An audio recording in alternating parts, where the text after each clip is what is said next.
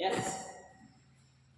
अब आप सेमेस्टर 5 में आ चुके हैं और सेमेस्टर 5 के स्टूडेंट के लिए मैं आज बहुत ही स्पेशल चीज़ लाया और स्पेशल स्टडी आपकी शिक्षा शास्त्र से संबंधित है। और विशेष खबर मैं आपको बता दूं, सारे बच्चे बहुत ध्यान से सुन लें, ये ब्रेकिंग न्यूज के तौर पर। एक महीना पेपर में रह गया है, कहीं भी घूमना फिरना बंद कर दो, कॉलेज आना शुरू कर दो, खूब मन लगा के पढ़ाई कर लो, बहुत अच्छे नंबरों से पास हो जाओगे, सब लोग प्यार करेंगे, आपकी ज़िंदगी में कामयाब।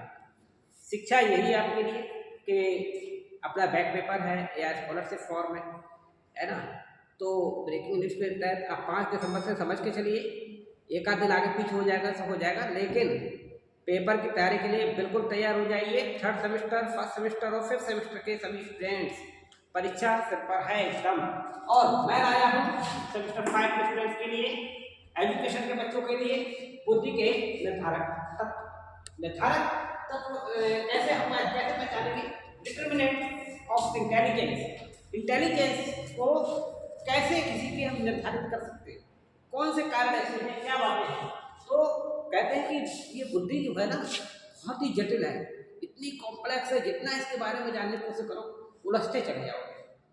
तो ऐसा तो नहीं कर रहे कि हम उलझ जाएंगे तो हम उसको जानेंगे, उलझेंगे और इतना उलझेंगे कि सुलझाएंगे उसको, है। जब तक हम लोग उसे सुलझाते नहीं, वो सुलझती नहीं। तो सुलझाते हैं, कैसे सुलझाते हैं, बिल्कुल ऐसा समझ लो जैसे कि आप स्वेटर बना रहे हो और ऊन कभी कभी उलझ जाती है, लेडी बहुत आसानी से सुलझ जाती है, एक्सपर्ट होती है, और अगर पुरुष किसी को उनको और करेंगे तो वो किसी बुरी तरह गांठे से बन जाएंगे, इसमें सुलझा नहीं पाएंगे। तो ऐसे ही बुद्धि है कि बुद्धि को भी जो सुलझाना सीख गया तो उसको सुलझाना सीखना पड़ेगा। और ये सोचा हमें सुलझाने नहीं है तो आप भोलू हो जाओगे, बुद्धि लब्धि आपकी डाउन हो जाएगी, ठीक, IQ आपका लेवल डाउन हो जाएगा। आपको सबसे ऊपर आना है, कैसे आना है? बुद्धि एक बहुत जटिल प्रोसेस है, मनोवैज्ञानिक एक मत नहीं है इसके, कोई भी साइंटिस्ट या साइकोलॉजिस्ट इस बात को मानने को रेडी नहीं है कि एक ही परिभाषा निकाल लो, मनोवैज्ञानिकों के हिसाब से, किसी के हिसाब से भी एक परिभाषा निकाल दो हो जाए, हो ही नहीं सकता। क्योंकि बुद्धि को समझना, अगर जितनी बुद्धि को समझ गया सब लोग टोटल ही एकदम, तो फिर किसी को भी बना सकते हो आसानी से। तो बुद्धि को नहीं समझ सकते, क्वेश्चन क्या IQ है। तो यहाँ पर इसको फर्क डालने वाली चीजें होती हैं, 3 अवस्थाएं होती है। सबसे पहली इंपॉर्टेंट अवस्था होती है आनुवंशिकता। आनुवंशिकता क्या है? यानी कि जेनेटिक कैरेक्टर्स, जेनेटिक्स के बारे में आप बायोलॉजी के बच्चे होते तो आप जेनेटिक्स का सीधा सा मतलब होता है कि जो भी लिविंग ऑर्गेनिज्म है, चाहे प्लांट हो चाहे मनुष्य या जीव। अब आपने देखा होगा कि आम तुम्हें चाहिए तो आम की गुठली तुमने लगा दी, आम चाहिए तो बेल की गुठली लगाया तो आम निकल आएगा क्या? तो कॉमन सेंस इतना तो जानते हो कि जिसका बीज लगाओगे वही फल देगा। तो इसीलिए कहा है, बुद्धि ने आपकी जान चुके हो कि जो पेड़ लगाया वही फल देगा। तो मतलब क्या हुआ, यानी कि जो जिसका बीज लगाया था वो पिता था और जो नई चीज आई उसका बच्चा हो गया।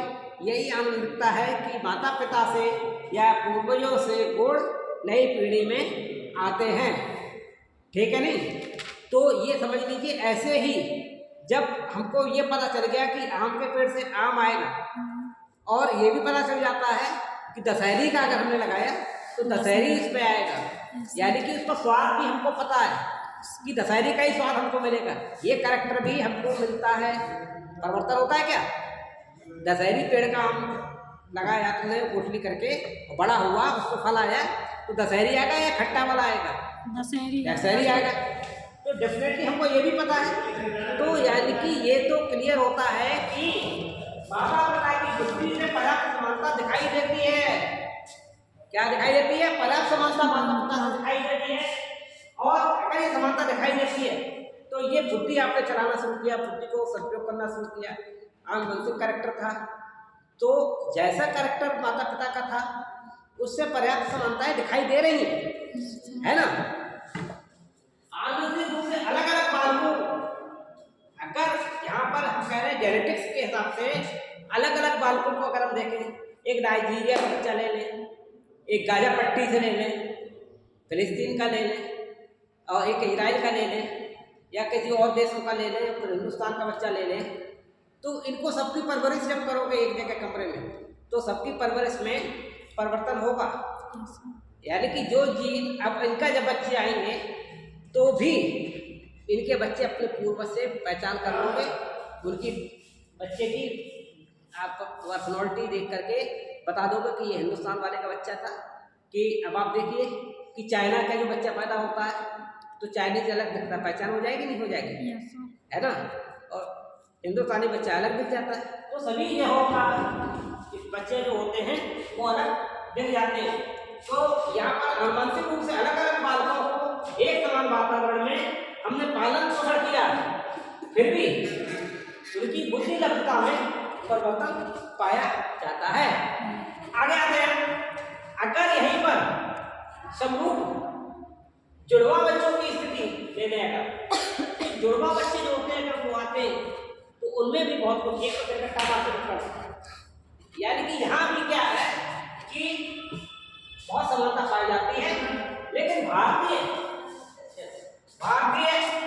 जुड़वा बच्चों की स्थिति में ये भारतीय जुड़वा बच्चे जो होते हैं यहाँ पर थोड़ा सा फर्क है दुनिया के बच्चों के बीच में और भारतीय जुड़वा बच्चों के बीच में कुछ फर्क है। यहाँ पर जेनेटिक रूप से डिफरेंस आता है, ठीक है। तो और अगर हम पर्यावरण की इतिहास देखते हैं, पहले आनुवंशिकता हमने देखी, आनुवंशिकता ग्रेगर जॉन मेंडल ने दिया था जेनेटिक्स के बारे में, तो यहाँ पर उन्होंने बहुत एक्सप्लेन किया। तो ये आनुवंशिकता के हिसाब से है कि माता पिता के गुण बच्चे में पाए जा रहे हैं। हमने कहा आम के पेड़ से अगर आपका गुठली लिया, मलियावादी आम का लगाया बीज, तो वही निकल के उसमें पौधे पे निकल के आएंगे, ठीक है नहीं। तो वो पर्याप्त समानता पाई जाती है, आनुवंशिकता का बहुत बड़ा प्रभाव है। पर्यावरण का हिसाब देखिए आप, दूसरा पार्ट है पर्यावरण, इसका भी बहुत बड़ा प्रभाव है। इसका भी कैसे है, पालन पोषण अधिक धनी और धनी लोगों का बच्चे हो हैं, और उनका पर्यावरण कैसा होना चाहिए, उत्प्रेरक वातावरण, उनके ऊपर यानी कि कैटलिस्ट उत्प्रेरकता इतनी ज़्यादा है उनके बीच में कि उनको जरा सी भी गर्मी न लग जाए, एसी चला दिया। अगर उनकी जरा सा एसी बंद हुआ तो वो फड़फड़ाने लगे दूर तरह, और कभी घरों को बता रहे हैं।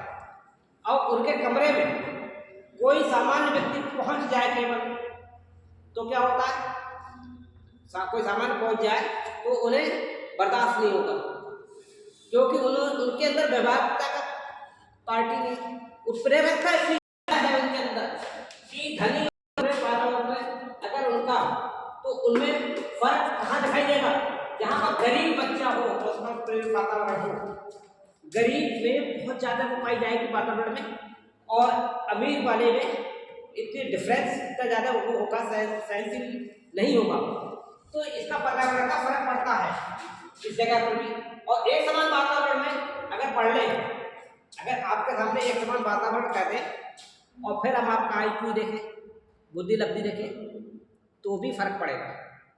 वातावरण भले ही आपका एक सा हो, अगर मेरी क्लास में 30 बच्चे पढ़ते हैं, 30 को मैं आकर के एक सा टॉपिक पे पढ़ाऊँ, एक्सप्लेन करूँ, तो क्या, जैसे मेरे ये चारों बच्चे मान लो पढ़ रहे हैं, चारों को मैंने टॉपिक वही बात बताई, तो जब पेपर टेस्ट लूँगा, लिखवाऊँगा कुछ, तो क्या होगा, जब मैं क्वेश्चन पूछूंगा ऑब्जेक्टिव में, चारों ने ध्यान से सुना तो उसका आंसर सही दे देंगे सेम टू सेम।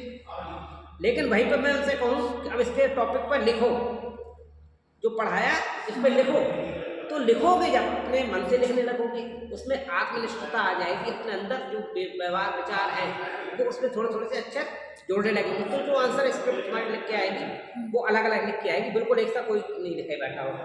अगर मैं 100 शब्दों को तुम दोनों चारों लोगों से कहूँ अलग अलग करके लिखो एक ही टॉपिक पे जो मैंने पढ़ाया, तो सबकी कॉपियों में सेम टू सेम नहीं लिखा होगा, है ना, 10, 20, 50 अक्षर अलग अलग होंगे, जरूर होंगे। कोई 100 लिख रहा है, कोई 90 लिखेगा, कोई 200 लिखेगा, फर्क बिल्कुल होगा। लेकिन वही ऑब्जेक्टिव क्वेश्चन दे तो उसका उत्तर आपका बिल्कुल वही आएगा जो हम चाहेंगे। हमने प्रश्न पूछा कि अभी हमने पढ़ाया था वो कौन सा पेड़ था, अमरूद का था, आम का था और महुआ का था या गुलाब का था पौधा। तो किस पे मैंने उदाहरण दिया था? आम का। तो सारे लोगों को उत्तर क्या निकल के आया? आम का। वो मलियावारी था, दलियावारी था, फलियावारी था कि कुछ नहीं था? तो कौन सा? मलियावारी। तो ये आंसर बिल्कुल सच निकल रहे हैं। Yes sir. लेकिन अगर हम आनुवंशिकता के बारे में हम कहें कि आनुवंशिकता क्या थी, हमने पढ़ाया, उसके बारे में अपना अपना जरा प्रवचन दूं तो आप लोगों को फर्क पड़ेगा। तो यानी कि इसका मतलब क्या है, आप लोग अपनी अपनी IQ के हिसाब से, अपनी बुद्धि लब्धि के हिसाब से बोलना शुरू करोगे। जो जो आपके पास अपनी क्षमताएं अब तक अपने अर्न की हैं आनुवंशिकता से, है ना, कैसे। और दूसरा वातावरण, कोई के बहुत अच्छे घर का होता है, उसको सारी सुविधाएं मिल रही हैं, एक को नहीं मिल रही। क्यों नहीं मिल रही?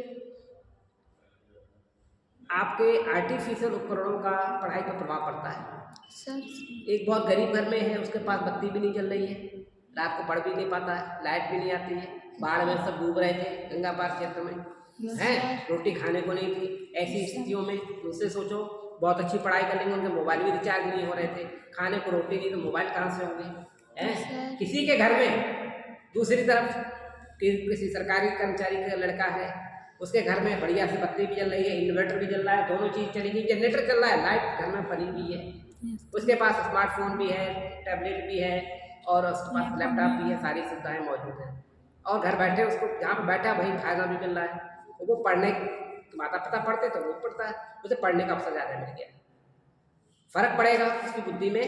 अब वो बच्चा लगातार पढ़ता हुआ आ रहा है, एक बच्चा ऐसी परिस्थितियों में इतने पानी में और खतरे में आ रहा है, तैरता हुआ भीगा भागा, कि सर पढ़ा दो हमको, तो वो तो बेचारे की IQ लेवल तो गिर चुका है बेचारा 1 महीने से बिल्कुल।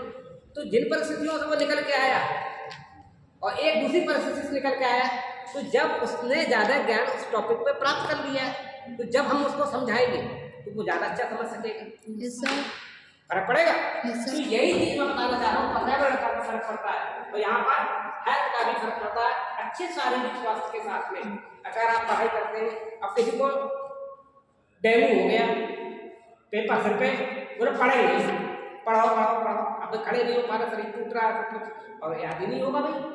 तो अच्छा शारीरिक स्वास्थ्य अगर है और पेट भरा हुआ है, बढ़िया खाने को मिल रहा है, स्वादिष्ट भोजन मिल रहा है, तो सब कुछ।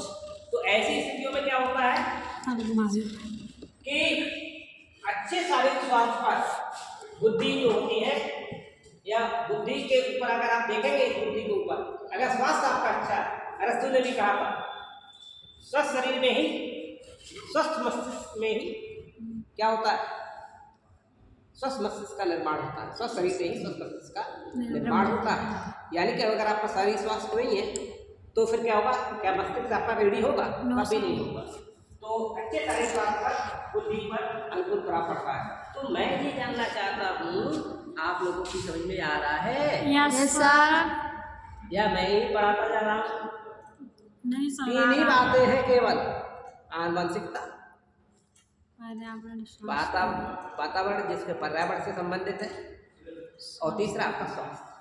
3 चीजें अगर लेके चलोगे तो बहुत अच्छी तरीके से आपकी बुद्धि का सदुपयोग कर सकोगे। बुद्धि को खूब प्रयोग करने की कोशिश करो।